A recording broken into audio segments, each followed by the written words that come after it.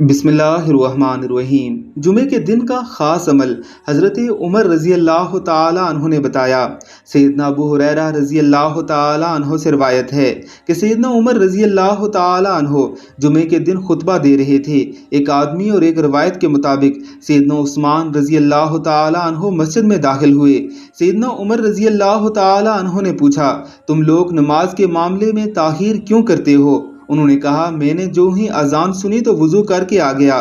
سیدنا عمر رضی اللہ تعالی عنہ نے کہا، کیا آپ نے نبی کریم صلی اللہ علیہ وآلہ وسلم کی یہ حدیث نہیں سنی؟ آپ صلی اللہ علیہ وآلہ وسلم نے فرمایا تھا، جب تم میں سے کوئی جمعے کے لیے مسجد میں آئے تو غسل کرے۔